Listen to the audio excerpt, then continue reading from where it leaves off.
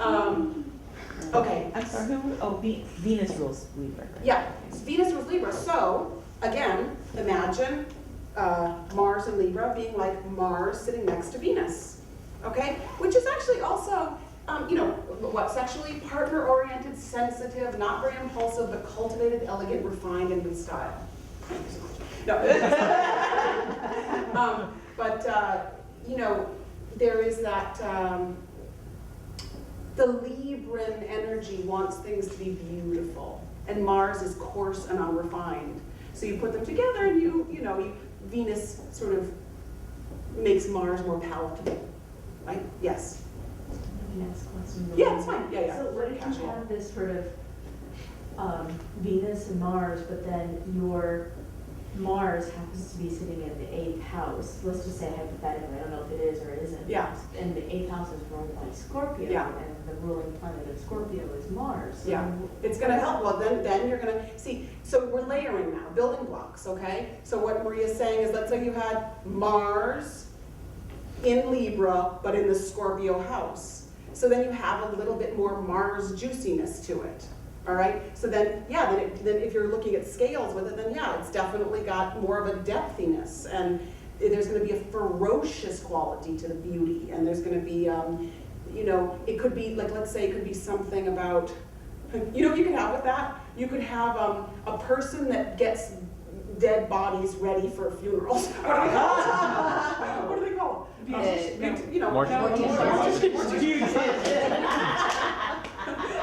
Mortician.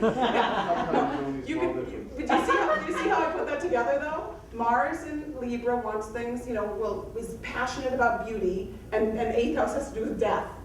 All right, I mean that's one way, and you could come up with 10 ways of doing that, but you would play like that. You're right, it would definitely have more of an edge to it. Okay, Mars and Taurus. Okay, Mars and Taurus, we have one Mars and Taurus, right? Yes. So Mars and Taurus again is like having Mars next to Venus. This is interesting. Mars rules Aries and Scorpio. Venus rules the signs that are exactly opposite those, Libra and Taurus. Okay? So it's the polarity, it's the masculine, feminine, it's the dance there. So again, the Taurus is a Venusian sign. Mars and Taurus, the diesel engine. Okay, so we have the image of the slow going but can carry tremendous amount of weight and will can make it through the life like just going, right? But as I was saying, this is also it's like it can suddenly come out in a rage. Like Taurus, I've said before, is the sitting bull, but when it's really pissed off, it's the onward rush of the bull of God, So it can go from just being like, to like, suddenly you have, tremendous amount of power coming at you. It's very steady. It would be a very steady, here's again that Mars, but with Taurus, it's like, you get the feeling of that? Strong sexual energy, very sensual, sometimes possessive, relaxed at the start, very passionate thereafter. That's the Taurus comfort moving into the Taurus like, okay? And unforgiving and frustrated, right? Because Mars wants to keep moving. It doesn't want to be blocked, all right? And so the reason why, the problem there is the time bomb, right? The easy to explode. So we should actually, as we go along, we did. Nobody had Aries. Nobody had. I had Libra, and I told you about the 3rd house. What house is it for you? 9th house. 9th house. That's right. So the 9th house is the house of higher education, ideas, philosophy, travel. Exposure to art and literature. Basically, broad stroke philosophy, education, that kind of thing. So, we'd have to look at what else was going on with your chart, but Mars in Taurus, there's going to be a steadiness around. You could say she could pursue her education, the education throughout life could be very, not calculated is not the word, but steady and purposeful, and now I will do this, and now I will do that. travel, for example. I don't know how you, how do you feel about travel with the, I mean, do you love it? Do you? I don't do a lot of it, but Yeah. I really do enjoy it. Which- Certain types. Yeah, sort of quieter or. Yeah, like a large boat that would go a long ways, but I stay on the boat. We did that. That's good. We did like a cargo ship cruise. Aha. You know, that was the mail boat along the Norwegian coast, and it's a slow-going thing, but it's Very interesting. Yeah. So if she had Mars in Aries in the ninth house, or Mars in Gemini even, let's say in the ninth house, okay, we gotta stop in Rome, and then we'll fly to Milan, and then we'll da-da-da-da-da, you know, it's quicker, right? Mars in Taurus is like, there's the steadiness to it, right? Okay, Mars in Scorpio, it's the opposite of Taurus, right? Mars in Scorpio, it's at home there, it loves to be there, it's incredibly intense there. It's a warrior am I, and from the battle I emerge triumphant. It's, you know, it's willing to face the darkness. Mars in Scorpio is unafraid of the dark. It's unafraid of the deep, it's unafraid of sex, unafraid of death. It's willing to get into the gunk of things. It's willing to get into the, you know, it's willing to get into it. And it's also very, very tenacious, will stick to things, will penetrate into things. So sexually, strong sexual impulse, very passionate, without taboos. The danger is you use power poorly.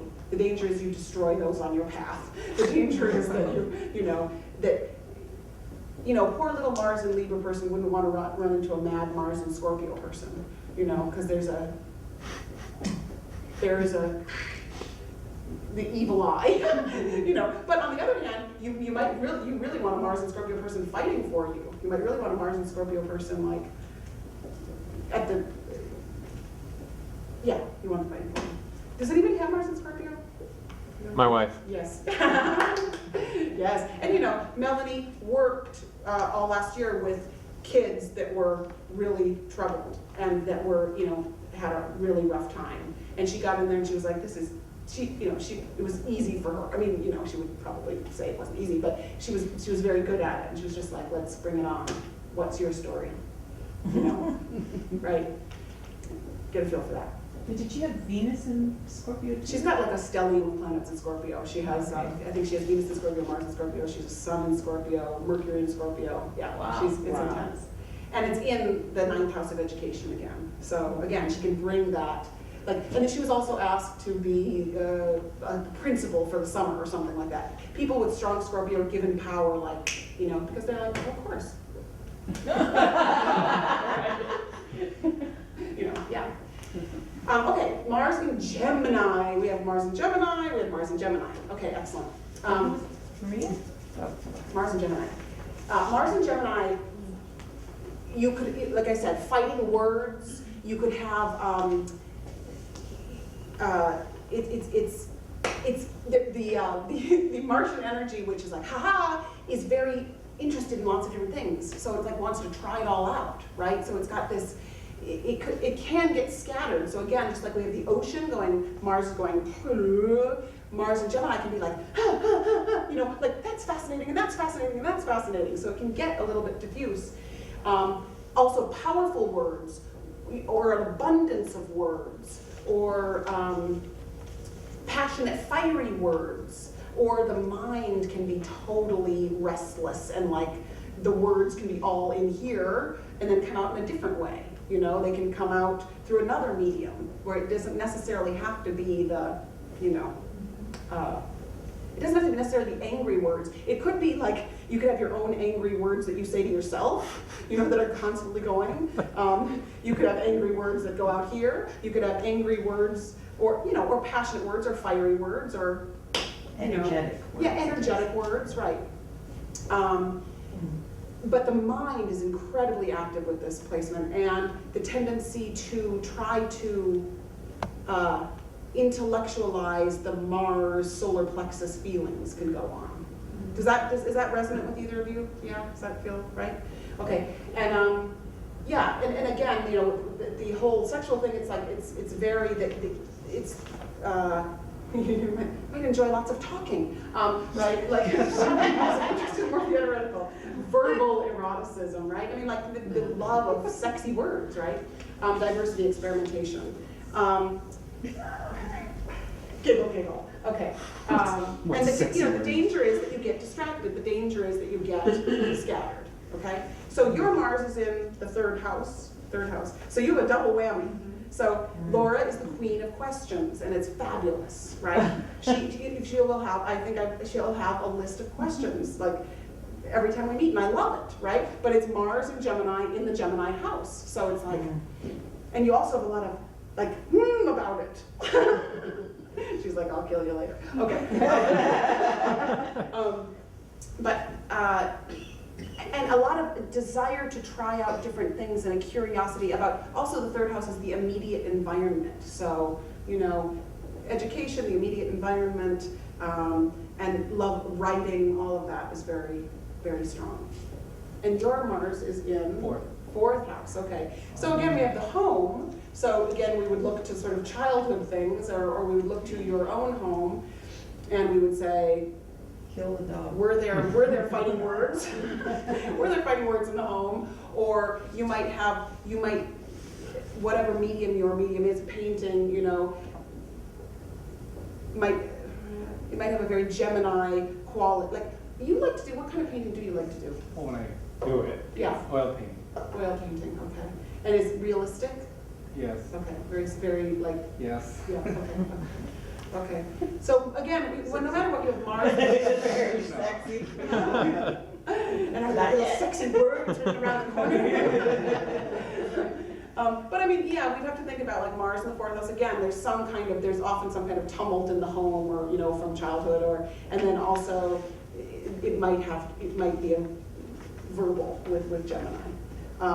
But of course, it's hard to isolate, and you have to look at what else is connected to Mars. I mean, some of you have like 6 or 7 things connected to Mars, right? Like square this,